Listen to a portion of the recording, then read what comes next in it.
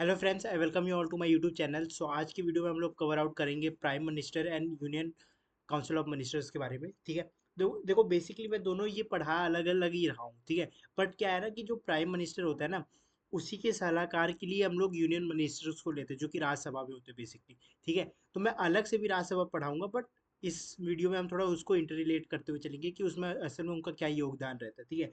और उससे जाने से पहले मैं कुछ बातें आपको बता देना चाहता हूँ कि मैंने प्लेलिस्ट मतलब अपडेट कर दी है। ठीक है। अब प्ले लिस्ट में जाकर जैसे ये मैथमेटिक वाला सेक्शन है, उसके अंदर हमने 3 वीडियोस कवर आउट कर लिए हैं। ठीक है। ये इंडियन पॉलिटी वाला है और आज वाली वीडियो भी फिर इसी में हो जाएगी। ठीक है। और अगर आपको बिजनेस स्टडीज और क्लास अगर 12th में हो तो आपको इकोनॉमिक्स भी वहाँ पे मैंने पढ़ा रखा है। ठीक है। तो ये फर्दर मैंने प्ले लिस्ट को अपडेट कर दिया है। ठीक है। तो फटाफट आइए आज की वीडियो स्टार्ट करते हैं। देखो सबसे पहले हम लोग पढ़ते हैं जब भी प्राइम मिनिस्टर के बारे में, तो उसमें हम लोग आर्टिकल नंबर 74 से शुरुआत करते हैं। ठीक है।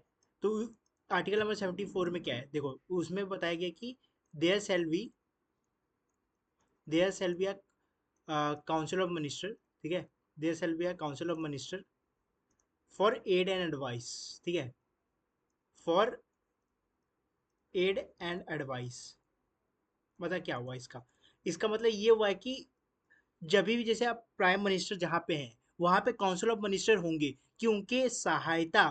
ठीक है। इन दोनों का मतलब क्या हुआ, सहायता, शायद स्पेलिंग सही ना हो। ठीक है। सहायता और सलाहकार के लिए जो रहते हैं ना वहाँ पे, तो उसको बोला जाता है एड्स एंड एडवाइस। मतलब पर्टिकुलरली उस जगह पे रहेंगे। देखो होता क्या है ना, जैसे अब अभी मैं आपको थोड़ा पहले हिस्ट्री में लेकर चलूँ, पहले की बात अगर कुछ बताऊं, तो जब 1944 का देखो 44 कॉन्स्टिट्यूशन अमेंडमेंट एक्ट, जब इंदिरा गांधी की गवर्नमेंट थी 1976, तो उन्होंने क्या किया था, जो प्रेसिडेंट थे, ठीक है, उनकी सारी पावर्स को क्या कर दिया था, एकदम से खत्म आउट कर दिया था कि वहां पे उनको कोई भी राइट नहीं दिया जा रहा था। जैसे मान के चलो वहां पे क्या था कि जब ये हुआ तो उनके पास एक भी राइट नहीं थे।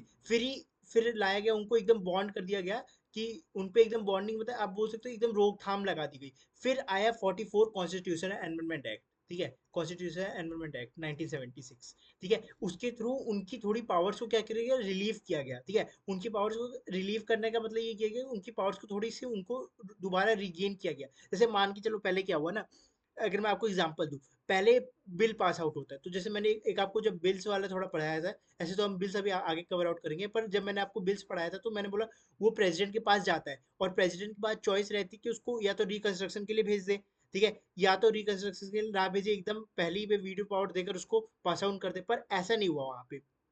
जब 42 कॉन्स्टिट्यूशन अमेंडमेंट एक्ट आया था इंदिरा गांधी जी के टाइम पे, ठीक है, इंदिरा गांधी, ठीक है, तो वहां पे ये हुआ था कि ना उनको कोई भी राइट देने से इनकार कर दिया गया था, कि बोले थे कि प्रेसिडेंट के पास कोई भी राइट, आप ऐसे बोल सकते हो एकदम वो खोखले पड़ गए। ठीक है। तो जो ये बिल भी था वहां से भी नहीं पास आउट हो रहा। बट फिर आया 44 कॉन्स्टिट्यूशन अमेंडमेंट एक्ट जो मैंने यहाँ पे लिखा हुआ है, तो इसमें क्या हुई ना, इसमें कुछ बातें चेंज की गई। उन्होंने बोला कि कुछ पावर्स अभी प्रेसिडेंट के पास रहेंगी। ठीक है। ऐसे हुआ कि कुछ पावर्स अभी भी प्रेसिडेंट के पास रहेंगी। जैसे कि कौन सा वाला, जैसे कि मैंने बोला बिल्स, तो बिल ये होगा कि प्रेसिडेंट जो होगा उस टाइम पे वो वन टाइम रिकंस्ट्रक्शन के लिए उस बिल को भेज सकते हैं, रिकंस्ट्रक्शन के लिए उस बिल को भेज सकते हैं। बट अगर वो बिल जैसे रिकंस्ट्रक्शन होने गया, ठीक है, बट गवर्नमेंट को कुछ चेंजेस करने को लिए नहीं और उन्होंने दोबारा बिल पास आउट कर दिया कि भाई प्राइम मिनिस्टर देखो, प्रेसिडेंट आप देखो, ये बिल में कुछ कमियां नहीं है, तो उस केस में वो एक बॉन्ड हो जाएंगे, मतलब एक एक तरीके से बस वो बोलेंगे कि हाँ अब इस बिल को उन्हें पास आउट करना पड़ेगा। ठीक है। तो बट देखो यहाँ पे दो केसेस हुए, या तो आप 42 कॉन्स्टिट्यूशन अमेंडमेंट 1976 के थ्रू देखोगे तो उनके पास कोई भी राइट नहीं थे, बट 44 कॉन्स्टिट्यूशन अमेंडमेंट एक्ट 1976 के थ्रू उन्हें एक राइट दे दिया गया कि आप बिल को रिकंस्ट्रक्शन होने के लिए दोबारा से भेज सकते हो। ठीक है। तो देखो यहाँ पे ये चीज हुई। फिर आता है इसी के अंदर आर्टिकल नंबर 75। देखो आर्टिकल नंबर 75 भी बताता है कि अपॉइंटमेंट ऑफ प्राइम मिनिस्टर। ठीक है। अपॉइंटमेंट ऑफ प्राइम मिनिस्टर ये क्या होता है, अपॉइंटमेंट ऑफ पीएम, तो ये कौन करता है, देखो ये करते हैं अपने प्रेसिडेंट साहब। ठीक है। कौन करते हैं, अपने प्रेसिडेंट साहब। ठीक है। प्रेसिडेंट साहब ये करते हैं अपने।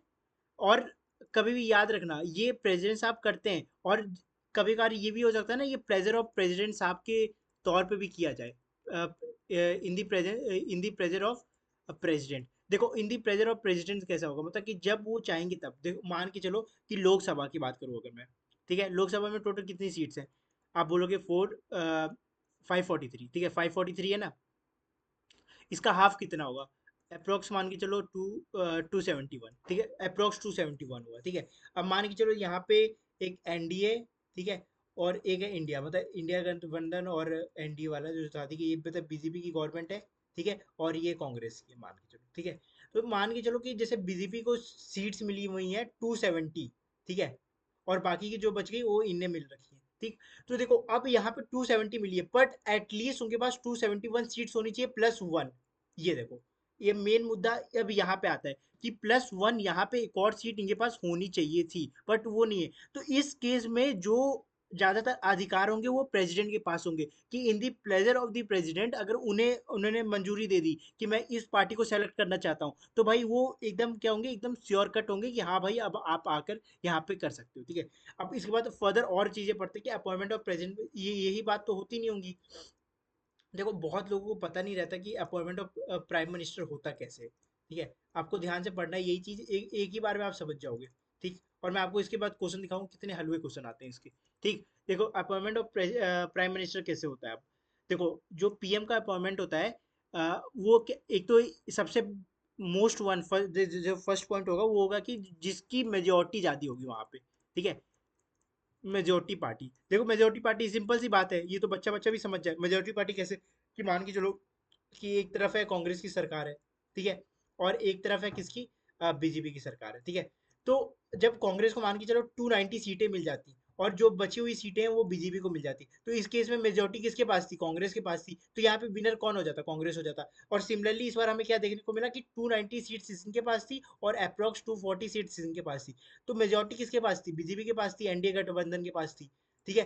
तो इस केस में विनर कौन हुआ, बीजेपी हुई, क्योंकि उनके पास क्या थी, मेजोरिटी पार्टी थी। बट देखो अब पहला केस ये हो गया, बट आपके माइंड में ये क्वेश्चन आना चाहिए कि जैसे आपने बताया कि जिसके पास मेजोरिटी हो, बट इन केस अगर मान के चलो जैसे यहाँ पे अगर मैं एक एक्सेप्शन केस लूँ कि दोनों पार्टी के पास मेजोरिटी नहीं आई, नो मेजोरिटी आई, ठीक है, कि ना भाई एक पार्टी के पास मेजोरिटी है ना दूसरे के पास मेजोरिटी, ये भी तो केस हो सकता है। जरूरी थोड़ा ना कि भाई दोनों को एक बराबर सीट मिले, क्या होता है दोनों को 270 और 270 मिल जाए, ठीक है, बाकी तीन अदर्स को मिल जाए, ठीक। तो इस केस में क्या होगी ना, जो लार्जेस्ट पार्टी होगी ना, लार्जेस्ट पार्टी, दोनों में से जो लार्जेस्ट पार्टी होगी, ठीक है, उसको अपॉइंट कर दिया जाएगा, ठीक है, पीएम के तौर पे। बात समझ गए ना क्या बोल रहा हूँ, मतलब मैंने क्या बोला कि जब जब मेजोरिटी रहेगी, मेजोरिटी में तो आप केस समझ गए, जिसके पास मेजोरिटी रहेगी उसको अपॉइंटमेंट कर दिया जाएगा पीएम के थ्रू। बट अगर उस केस में मेजोरिटी आपको नहीं मिल रही है, तो लार्जेस्ट पार्टी होगी जो प्रेजेंट में होगी उसको हम लोग कर देंगे। बट देखो अब यहाँ पे एक चीज आती है ना कि उसे 30 दिन के अंदर, 30 डेज के अंदर, हाँ, अपनी मेजोरिटी को प्रूव करना पड़ेगा भाई। एक यहाँ पे ये भी रूल आता है कि जैसे आपने आपने ये तो बता दिया, बट उसको 30 डेज के अंदर क्या करना पड़ेगा, अपनी मेजोरिटी को प्रूव करना पड़ेगा। जो उसकी मेजोरिटी वहां पे है उसको क्या करना पड़ेगा, प्रूव करना पड़ेगा। प्रूफ करना इन द सेंस मतलब देख उन्हें बताना पड़ेगा कि वो राजस्व पार्टी है भी कि नहीं, वरना अगर नहीं हुए तो उनसे वो पद छीन लिया जाएगा, ठीक। ये चीज हो गई। अब इसके बाद एक चीज और आती है ना कि अगर मान लो कि वो लोग, ऐसे तो वो पार्लियामेंट के मेंबर होने चाहिए, ठीक है, they can be a member of parliament, हाँ ठीक है, they can be a member of parliament, member of parliament. But in case अगर वो मेंबर ऑफ पार्लियामेंट नहीं है, सपोज करो ये हो सकता है कि वो दोनों में जैसे मान के चलो एक एक तरफ है ये राहुल गांधी जी हैं, ठीक है, और एक तरफ है योगी जी, ठीक है। अब दोनों मतलब मान के चलो कि ये अपने उनके नहीं है, इनके टेन्योर में नहीं है, हाँ, और इनको फिर 6 मंथ्स का टाइम दिया जाएगा, ठीक है, उनको 6 मंथ्स का टाइम दिया जाएगा कि come and join the parliamentary members. आपको पार्लियामेंट्री मेंबर बनना पड़ेगा कितने महीने के अंदर, 6 मंथ्स के अंदर। ये बात आपको अपने मोटे दिमाग के हार्ड डिस्क में सेफ रखनी है, ठीक है ना, ये चीज होती है, ठीक है। एक ये चीज होगी। देखो ज्यादातर जो प्राइम मिनिस्टर्स होते हैं ना वो आते आपके लोकसभा के थ्रू, ये बात आपको याद रखनी है। बट क्या, सॉरी, राज्यसभा के थ्रू मतलब लोकसभा के थ्रू ही आते हैं, हाँ, ठीक है। बट इन केस कुछ हमारे ऐसे प्राइम मिनिस्टर्स भी आए जो कि राज्यसभा के थ्रू आए, ठीक है, किसके थ्रू आए, राज्यसभा के थ्रू आए। ज्यादातर मैंने किसके थ्रू बताया आपको कि ज्यादातर आपके आते वो लोकसभा के थ्रू, पर कुछ आए थे, जैसे मैं सबसे बार जो पहले आती है इंदिरा गांधी, देखो आईजी लिख रहा हूँ, समझ जा रहे हो ना, 1966 इंदिरा गांधी, ठीक है। फिर एक आए थे आपके एच डी देवगौड़ा, ठीक है, ये आए थे 1996 में, ठीक है। फिर आई के गुजराज, गुजराज, ठीक है, ये आए थे आपके 1997 में। फिर मनमोहन सिंह, ठीक है, मनमोहन सिंह, MS से समझ जाना, ठीक है, महेंद्र सिंह धोनी नहीं, ठीक है, मनमोहन सिंह, ठीक है, ये 2004 में आए थे। ठीक है, तो इतनी चीजें थी, ये चार आए थे जो कि अपने राज्यसभा के थ्रू पे आए थे। ज्यादातर अपने लोकसभा के थ्रू आते हैं, क्योंकि उनकी जो मेजोरिटी पार्टी रहती है वो पार्लियामेंट्री में पास होंगे, उसके बाद जो वो आ जाएंगे। बट इन केस चार ऐसे भी अपने प्राइम मिनिस्टर थे जो कि राज्यसभा के थ्रू आए थे। ठीक है, देखो अब कुछ और आर्टिकल्स आते हैं। देखो आर्टिकल जैसे आपने अभी कौन सा पढ़ लिया, 74 पढ़ लिया। अब आएगा आर्टिकल नंबर 75। देखो आर्टिकल नंबर 75 के वन में क्या डिस्क्राइब है, अपॉइंटमेंट ऑफ प्राइम मिनिस्टर। ये देखो अपॉइंटमेंट, अब समझ आ रहे हो ना, अपॉइंटमेंट ऑफ पीएम। तो अपॉइंटमेंट ऑफ पीएम कौन करता है, पहले मेरे को ये बताओ। जैसे मैंने अभी आपको बताया कौन करता है, ये करते हैं अपने प्रेसिडेंट साहब जी। ठीक है, इतनी बात क्लियर होगी। देखो रटाने की कोई बात नहीं, अभी मैंने आपको पहले ही बताई थी ये बात। ठीक है, और अब यहाँ पे एक और सवाल बनता है कि काउंसिल ऑफ मिनिस्टर्स को, जैसे अभी मैंने बताया लोकसभा के मेंबर्स से, तो काउंसिल ऑफ मिनिस्टर को कौन करता है, क्योंकि मैंने स्टार्टिंग में हेडिंग तो ये लिखी है, काउंसिल ऑफ मिनिस्टर। तो काउंसिल ऑफ मिनिस्टर को कौन करने वाले आते हैं, ये भी प्रेसिडेंट साहब ही होंगे। याद रखना, देखो मैंने क्या लिखा, ध्यान से देखना है यहाँ पे, वो भी प्रेसिडेंट साहब ही होंगे। बट जो प्रेसिडेंट साहब होंगे वो करेंगे on the advice of PM. भाई देखो ऑब्वियस सी बात है यार, जो वहां पे पीएम होगी, जिसकी लार्जेस्ट मेजोरिटी पार्टी होगी, वो खुद भी तो चाहेगा कि उसी के काउंसिल ऑफ मिनिस्टर्स वहां पे आकर बैठे on the advice of PM. ध्यान से आप मेरी बात समझ गए ना, मैंने क्या बोला, मैंने बोला अपॉइंटमेंट ऑफ पीएम कौन करता है, प्रेसिडेंट करते हैं। बट काउंसिल ऑफ मिनिस्टर का भी कौन करेंगे, प्रेसिडेंट ही करेंगे, but on the advice of PM. ठीक, इतनी बात क्लियर हो गई। फिर आता है आर्टिकल नंबर, देखो ये 75 था, ओके सॉरी, देखो 75 के अंदर हमने ये पढ़ा था। फिर आएगा 75 का वन। ठीक है, 75 के वन में ये होता है कि देखो जो टोटल नंबर ऑफ सीट्स होती हैं, ठीक है, टोटल नंबर ऑफ सीट, देखो इंक्लूडिंग, देखो total number seats of council of ministers, COM लिख रहा हूँ, समझ जाओगे ना, काउंसिल ऑफ मिनिस्टर मैंने यही चीज लिखी है यहाँ पे। ठीक है, council of minister and president including president. ठीक है, इंक्लूड करेंगे हम प्रेसिडेंट को। ठीक है, तो वो कितनी होनी चाहिए, वो एक्सीड नहीं करनी चाहिए 15% को, ऑफ लोकसभा। 15% ऑफ, दोबारा से यहाँ पे लिखता हूँ, देखो वो एक्सीड नहीं करनी चाहिए 15% ऑफ लोकसभा। ठीक है, अब इसका मतलब क्या हुआ, ध्यान से देखना। देखो लोकसभा में मैंने आपको सबसे पहले बताया कितनी सीट्स होती है, टोटल टोटल होती है 543 सीट्स। ठीक है, मैंने क्या बोला, वो 15% को एक्सीड नहीं करनी चाहिए। 15% इसका कितना होगा, देखो 15 3 forty five, 15 3 forty five, four बचा, 15 3 फोर्टी फाइव, फोर, 54 60, चार छः, 15 फाइव 75, 75 81। ठीक है, और यहाँ पे दो, तो देखो 0.5 तो हो नहीं सकता। ठीक है, तो आप अप्रोक्स 81 मान के चलो कि 81 मेंबर होने चाहिए, और उसमें पीएम भी होना चाहिए। तो वो इस नंबर को बेसिकली एक्सीड नहीं करना चाहिए, 41.45। बट भाई अब ये बताओ, जैसे कोई बंदा है, अब वो 4.5 बोलेंगे थोड़े ना कि उसका आधा शरीर काट के यहाँ रख दूँ, ऐसे थोड़े ना होगा ना भाई। तो इसीलिए 81 अप्रोक्स में हम लोग मान के चलते कि 81 वहां पे रहते हैं। ठीक, फिर बात क्या आती है, फिर बात आती है आर्टिकल नंबर आपकी 75 की टू की। देखो इन दी प्लेजर ऑफ द प्रेसिडेंट, हाँ इन दी, देखो जो प्लेजर ऑफ प्रेसिडेंट होता है वहां पे क्या रहता है कि जो काउंसिल ऑफ मिनिस्टर है वो वर्कआउट कर सकते, काउंसिल ऑफ मिनिस्टर वो वर्कआउट कर सकते हैं इन प्लेस ऑफ प्रेसिडेंट के। ठीक है, ये देखो ये सब समझने वाली बस बात है। आर्टिकल नंबर 75 के थ्री में क्या है, देखो आर्टिकल नंबर 75 की थ्री में ये बताया जाता है कि ना, जैसे यहाँ पे मैंने प्रेसिडेंट की बात की, ठीक है, कि जो भी जैसे पीएम हो गए, ठीक है, प्लस काउंसिल ऑफ मिनिस्टर हो गए, ठीक है, काउंसिल ऑफ मिनिस्टर, तो ये लोग क्या रहेंगे ना, ये कलेक्टिवली रिस्पॉन्सिबल रहेंगे मेरे भाई। हमेशा ये याद रखना, ये नहीं कि बस आपने क्या बोला उत्तराधिकारी बस आपका कौन रहा, पीएम रहा, नहीं, ये कलेक्टिवली रिस्पॉन्सिबल रहेंगे। जैसे अगर मान के चलो कुछ भी, अभी मैंने कोई डिसीजन लिया है पर्टिकुलरली, मान के चलो जैसे अभी वॉर चल रही है, मैंने वहां पे कोई भी डिसीजन लिया और कोई हमसे गलती हो गई बाई चांस, तो हमेशा यही बात याद रखना है ना, उस केस में आपके पीएम भी रिस्पॉन्सिबल होंगे, साथ ही साथ जो वहाँ पे काउंसिल ऑफ मिनिस्टर इंक्लूडेड थे वो भी रिस्पॉन्सिबल होंगे। ठीक है ना, बात समझ गए। देखो अब आता है इसमें आर्टिकल नंबर, देखो 74 आपको इतना समझने की ऐसी जरूरत है नहीं, पर देखो पहले आर्टिकल नंबर 76 समझिए, वो बताता है आपका वेजेस, वेजेस के बारे में। ठीक है, और आर्टिकल नंबर जो 70 ये सॉरी 75 का सिक्स है जो, हाँ 75 के जो फाइव में है, वो बोलता है कि अगर आपने 6 मंथ्स के अंदर, जैसे पार्लियामेंट्री वाला मैंने आपको बताया ना, 6 मंथ्स के अंदर अगर आपने ज्वाइन नहीं किया बाय चांस, ठीक है, तो आपका जो होगा वो उसको सीज कर लिया जाएगा, मतलब कि जब्त कर लिया जाएगा।